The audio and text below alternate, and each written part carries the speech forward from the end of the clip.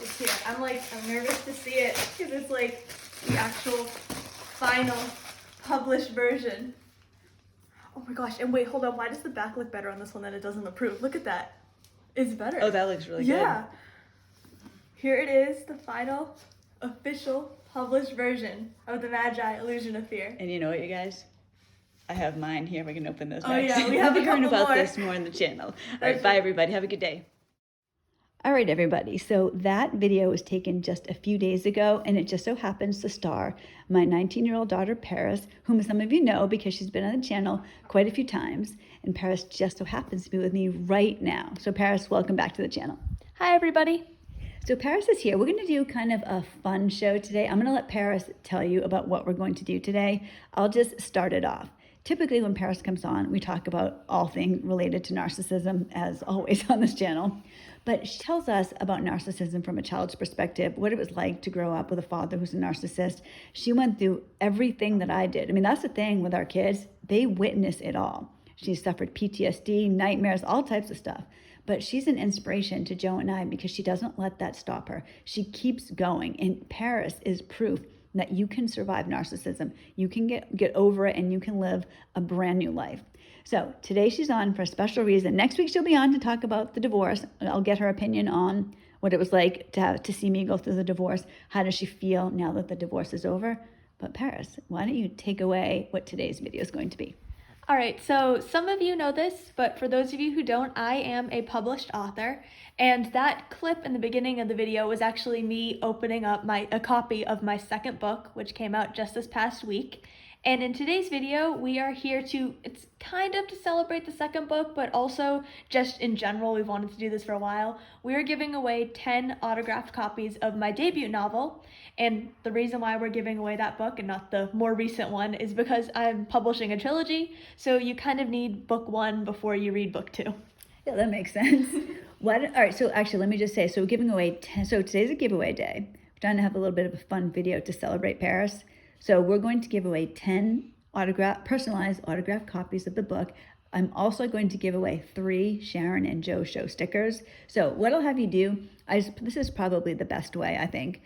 Right? If you want to win the book or the sticker or both, because you can try to do both, go ahead and put in the comments what you want, right? So book and sticker, or you can send me an email, saving hearts from narcs, all squished together as one word. And this will be down below at gmail.com. So all the links will be below, and email me for any reason. So that's what we're going to do. We're going to give this away, have a little fun, and talk life outside of narcissism. Does that sound good, Paris? I think that sounds like a good plan. So why don't we start off this way? Why don't you tell us when you first decided you wanted to be a writer? So I first really wanted to become a writer more than just like when I was younger, I'd kind of I like to write stories, but like one or two here and there. When I really started cracking down on wanting to be a writer and an author was when I was about 16 or so. For those of you who don't know, I was homeschooled, so my mom signed me up for this program. It was called 1 Year Adventure Novel, and as the name of the program suggests, you write a novel in a year during the school year, and that really branched off my love and passion for writing. I just want to say, anybody who homeschools, or even if you don't, if you just feel like this would be beneficial to your child, 1 Year Adventure Novel was fantastic. They break it down, because it sounds, oh my gosh, how am I supposed to write a whole book? But they break it down literally week by week, and at the end of the year, or the end of the program, depending on how you do it, you have an 8-chapter book. And then they actually have a great little contest too, so you can enter your book in a contest against other people who have done 1 Year Adventure Novel. So if you homeschool, I would definitely look into that, and I highly recommend it. If I can find one, I'll leave a link down below. Definitely check down below. There's going to be a lot of links today. I'll leave a link down below. So you decided after doing that you enjoyed writing. So what did you think of writing before that?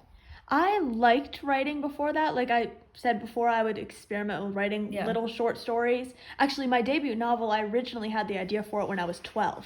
I published it when I was 19, so there's like a 7-year process behind the scenes, but I did start getting interest before then as well. You know, I know you guys couldn't know this, but I'll tell you, Paris puts a lot of work into her writing. It's basically a full-time job because she works all the time. I mean, she goes to school, she has a job, and she also works unbelievably. I mean, how many hours a week do you think you put into writing? I would legitimately 40 to 50 hours probably. Plus, I have like other little things as well. I have like a social media account I'm running. So even when I'm not actively writing my books, I'm working on it in some way so I can promote and market, because marketing is just, you're always marketing when you're writing books. Actually, you know what? That just put a good thought in my head. So why don't you tell us a little bit about publishing, how that happens? So I guess it's a long process, so I'm gonna, I guess, dumb it down a little bit and just kind of give you guys a bit of an overview. Is it starts, you get the idea for the book and you write the book.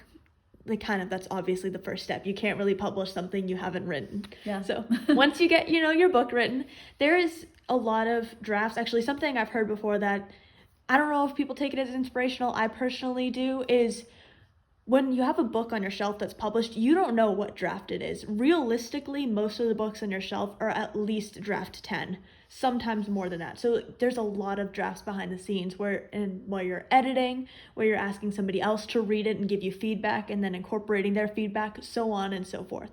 So even just the baseline of getting a story that's functional takes a lot of time and a lot of hard work. I've seen you. Oh my God. How long did it take you, do you think, to get the first book ready for publication? And will that be one that is more difficult? If that take you longer because you didn't know the process, how do subsequent books compare to that? So my first book, I started writing it in like March or April 2020, and I did not publish it until August 2022. So it was about 2 year process of me kind of learning things about it.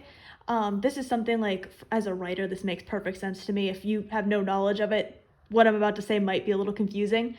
But typically speaking, a novel is considered anything like 50,000 words and above. When I first finished The Magi, it was 40,000 words. Let me just interrupt in case someone's wondering, how long of a book would that be? So 50,000 words is your average beginning size novel. Typically, it's like 70,000 words is your typical novel. So my first draft was 40,000 words. My final draft that I published was like 60,000 words. So maybe that means nothing to you. In the world of a writer, that means a lot, and it kind of shows you like there's a 20,000 word difference in that 2 year span of first draft to final draft, where I was constantly editing, adding new scenes, etc. And it took me a lot longer to get this book done than my other books. As I published my second book, I knew how to do it more. Yeah. So like I knew how to make it functional. I knew how to make a plot work, etc. So it was easier. It gets easier with time. It surprised me, and it shouldn't have. I think it surprised me because I didn't know anything about the publishing process. There's actually, I'm going to ask you two questions. There's so much that she has to do. Now, there's different. Why don't you tell us about the different types of publishing there are, and what you did, and then ultimately what type of steps you had? Because I'm thinking, you had to do the cover reveal, not cover reveal. You had to do the cover, all types of stuff. So there are 3 types of publishing. There is traditional publishing, which is, I think when you think about publishing a book, this is what you're probably picturing. It basically means you have an agent and you send out query letters, and then you have a publishing house help you publish the book. There is also self-publishing. That's what I did. That is when you independently publish the book. You publish it by yourself, for yourself, you keep all the rights, etc. Then there's hybrid publishing. Don't really know a lot about it other than it's a combination of the two in some way. I wouldn't be the person to ask for advice on hybrid, but other than that, there's 3 different types of publishing. For me, I did self-publishing. So that means that like everything from even just the financial costs, everything falls on me. So I have to edit the book, or I have to find and hire somebody to edit the book. You either have to format the book yourself, or again, find somebody who can format the book for you. Same thing with the cover. All of these little pieces, it's not just writing the book. You need to get it fancy on the inside, you need to get it fancy on the outside, you need to get your copyright done, your acknowledgement, your dedication, all of these little things, your ISBN, which is how you identify the book, that little barcode on the back, that's a big deal. There's all of these little pieces that go together to publishing a book. It surprised me how many pieces there were. I think my favorite part, though, was when you did the cover, when you found an artist to make the cover. And it was so funny, you guys, because Paris had this vision, right? So she had two eyes, like, two eyes, as you can see on the cover of the book. There's two eyes, they're different colors, but Paris had to get that exactly how her vision was. You want to talk a little bit about how you did that? Oh, that was a big process for it. I think also too, I don't know if I've introduced the book to you guys yet. I think we need to tell you guys a little about it so you know the vision first. So should I share the synopsis first and then? Yeah, go ahead. Do go the into the cover? synopsis and then we'll get back to Yeah, that. so I'll show you what it's about, and then I think the reason why eyes on the cover are so big it will make sense. So my debut novel is titled The Magi. It's book 1 in a trilogy. The second book that came out is titled Illusion of Fear. So it's the second book in the trilogy. So the first book, The Magi. It follows a girl, her name is Rose Crawford, and she is 15. She lives in a country where black magic is forbidden. And in the beginning of the book, she trips and she falls and she discovers that she has magic healing powers.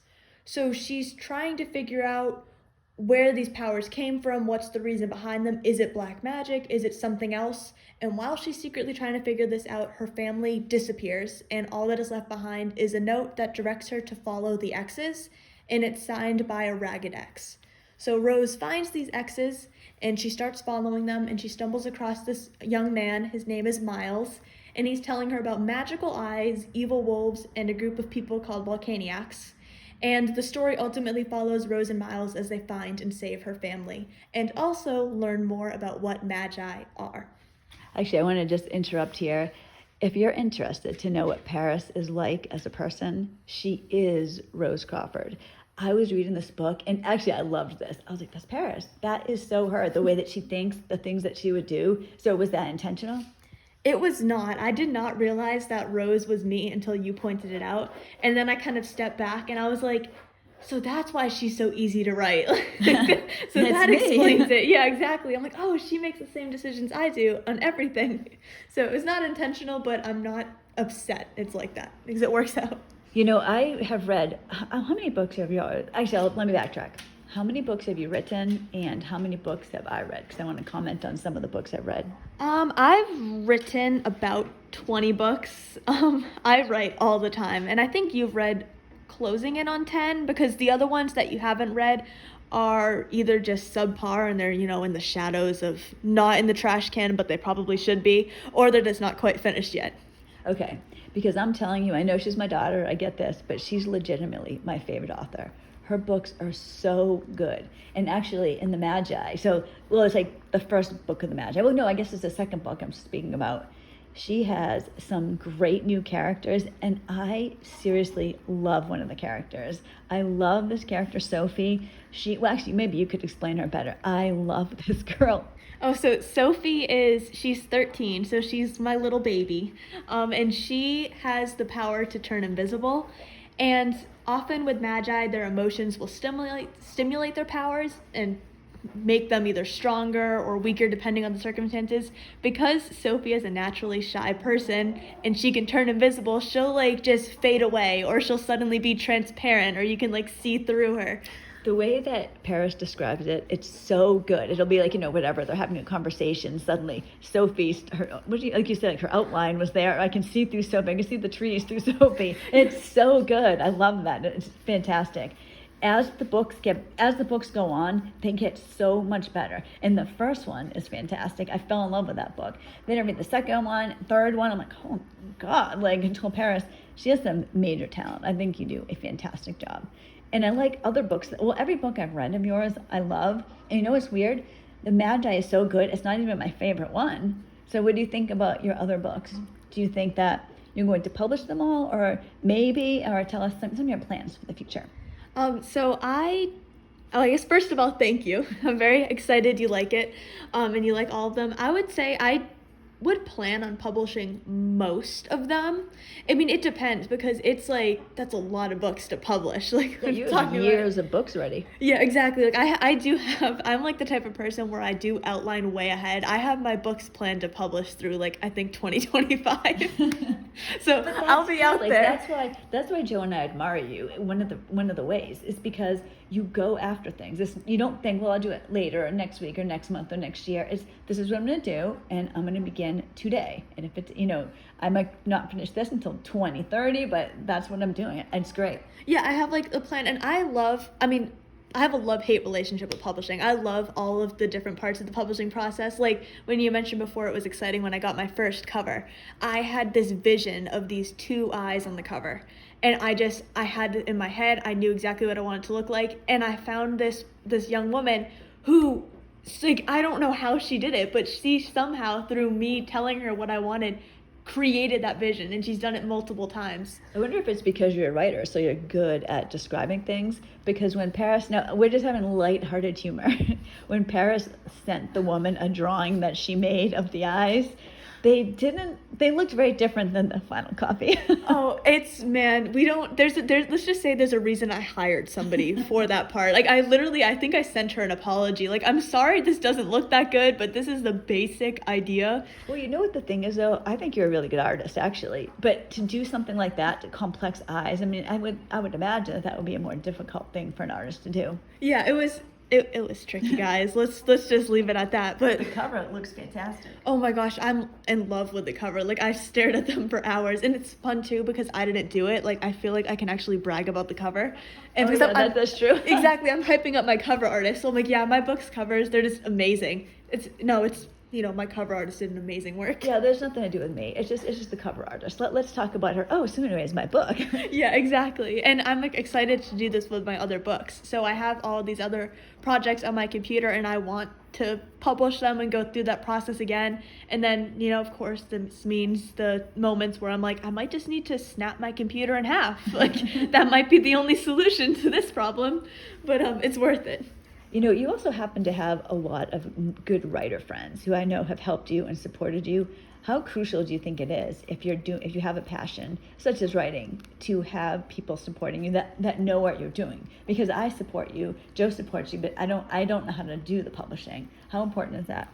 I would say, honestly, it's probably the most important part. I can tell you with 100% certainty, I would not have been able to publish without the friends I know who have already published or who are in the process of publishing themselves.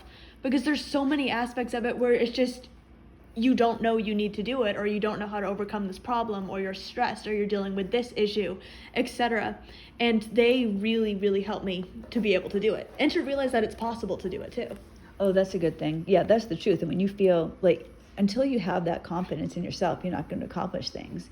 Did you feel, I was going to say something else, but let me ask you this. Did you feel like with things that had happened, with your father, do you think that could have put, that could have made it so you didn't do this? How did you overcome that to be successful? I don't know. I think part of it was like I kind of just wanted to live my own life. Like, I'm going to do it. And I will realize, actually, I don't think I've ever talked to you about this before because I don't think there was a genuine conscious connection, but I started actively writing around the time he really went south, and eventually, like, when he left us, like when you had to kick him out. Like, I do think there might have been some sort of subconscious connection that's why I kind of started writing. Well, I did feel like the whole time after he left, it did seem to be a division between the three of us, so Paris, her brother, and I, and my ex. We kind of started a new life. We branched off, and I felt that way too. There was like a little bit of a freedom. And I know you had said, and I loved this, so I want you to tell them this. When we moved to Joe's house, you had told me like your plans for being here. Oh, I told myself, so I found out we were going to be moving in like October. We moved in December. I decided like this is going to be my year. Like, when we move, I'm taking my life over. So I made that decision and I took my life over. I graduated. I started college. I got a new job. I think I got my GED because I was homeschooled, so I did technically graduate, but like not all colleges accept that. So I went and I got my GED. I published my first book. Like, I was like, this is my year. I'm taking it. Yeah, you supercharged everything. It was so impressive. What do you want to tell anybody who has kids who are afraid that they won't be able to overcome this? What's your recommendation? See, it's tricky because I don't know like what I did to get to this point. Like, I do think a lot of it had to do with God, but I would say that a lot of it takes time. It really genuinely does take time to get over it. I think a turning point for me was, I remember I was having a really hard time with everything going on, and my mom told me that, like, I think it's Winston Churchill said this quote, is the only way out of hell is to keep walking. Yes, yeah. And that really inspired me to keep walking. So it's like if you have kids who are struggling, like to really be there to support them and encourage them, like it's gonna be okay. It takes time. And also too, something I don't know how to word this without sounding weird, but like my mom was always there as a comfort and support, and she never was like upset at me for struggling, if that makes sense. Like you were always there as a support. There was never any like just suck it up, just do better type of thing. So being there and like being okay with like the hard moments and being broken really helps to move on too. So don't try to just mask it or ignore it. Like I've heard people say before that when something like that happens, when you have something you've been traumatized over, or something very difficult, to actually just sit there in your pain for a minute. Okay, I'm going to feel this pain right now. And you know, sometimes what I do is I'll give myself a time limit. All right, you know, say it's 9 a.m. Till 9:07, I'm going to let myself feel bad for myself. I'm going to think about this. It's going to hurt, but at 9:07, I'm going to start moving my butt and doing something different. So maybe it's listening to that Winston Churchill quote or something like that. That's helped me as well. Yeah, I agree. I know like something I do, I'll be like, I schedule my breakdowns. I'm like, all right, I could go cry tonight. And then half the time too, like if you do like, okay, at 9 o'clock tonight, I'm gonna have a mental breakdown. It's gonna be great. By the time 9 o'clock comes around, you're not really gonna want to have a breakdown anymore. So you can kind of like schedule to avoid it. I schedule my breakdowns all the time. You know, when you mentioned God a second ago, that reminded me of something I wanted to say about your books. A lot of people who watch my channel are religious, right? We are religious. And I know like this, I never had an issue with this, but I do know some people that did. They had an issue with Harry Potter, right? Because the magic in there. So you wrote a book about, it's a magic book. I probably could have said that better. It's a book about, you know, people that have magic powers. Is it a problem for people? Like, do you kind of, is it a dark book, I guess I should say? It is not. So I consciously, when I wrote it, like I knew that some people who are religious might have an issue with black magic in it. I have actively tried to, I guess, curve around it in that I put a distinction in the book between black magic and what I call pure magic in the book. So the way I identify it in the book is pure magic is something you're born with. It is more so a gift from God. So Rose's healing powers is a gift from God. It's pure magic. It's something she was born with. It's within her.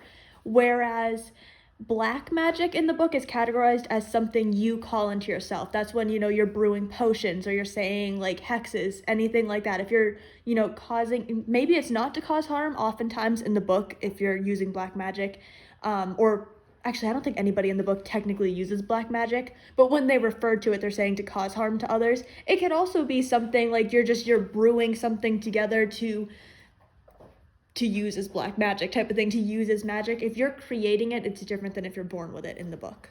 I like the way you have made that distinction, the thought you put into it, because like I said, Harry Potter, that type of thing, it never bothered me, but I can understand how it could bother some people. So then to have you write this book, but I love how you put so much thought into it. Even there's some parts in the book, now this is not a religious book at all, but there are parts where they'll pray to God and ask for help and things like that. So I like how you did that. Thank you. I wanted it to be like interwoven in there because I didn't want to have it be this dark book where it's like turning away part of people, like, because I am Christian, I am religious.